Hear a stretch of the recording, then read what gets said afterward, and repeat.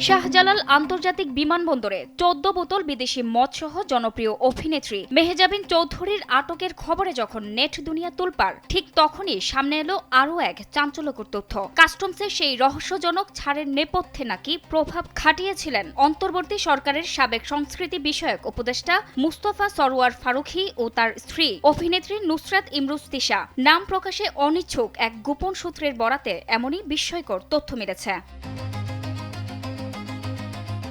গোপন ওই সূত্রে জানায়, সম্প্রতি দেশের এক প্রযোজনা অনুষ্ঠানের অফিসে আড্ডায় অংশ নেন নুসরাত ইমরোজ তিশা। সেখানে কথার প্রসঙ্গে মেহজাবিন চৌধুরীর এই মাদক কাণ্ডের বিষয়টি উঠে আসে। আড্ডায় তিশা নিজেই নিশ্চিত করেন যে মেহজাবিনের মদ সহ আটকের ঘটনাটি সম্পূর্ণ সত্যি। সূত্র মতে, বিমানবন্দরে আটকের পর মেহজাবিনের পক্ষ থেকে তিশা ফারুকীর কাছ থেকে ফোন কল আসে এবং তারাই প্রভাব খাটিয়ে অভিনেত্রীকে কাস্টমসের জাল থেকে মুক্ত হতে সাহায্য করে বলে আড্ডায় স্বীকার করেন তিশা।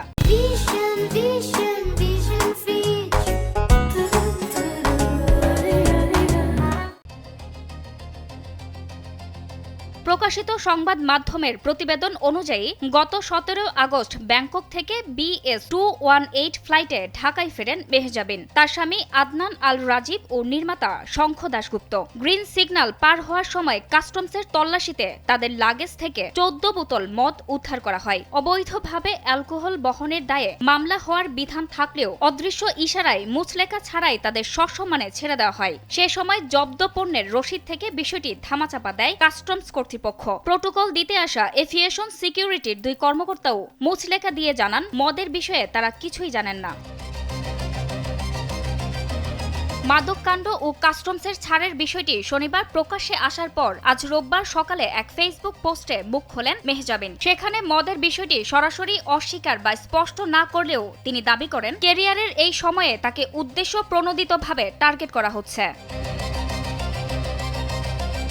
পোস্টে তিনি লেখেন, আমি যখন নতুন করে কাজে মনোনিবেশ করেছি, ঠিক তখনই আবার আমার মানহানি করার চেষ্টা করা হচ্ছে। নারীরাই আজকাল সহজ টার্গেট হচ্ছে। এর পেছনে কে বা কারা আছে তা আমার জানা নেই। জান্নাতুল ফেরদৌস, কালবেলা।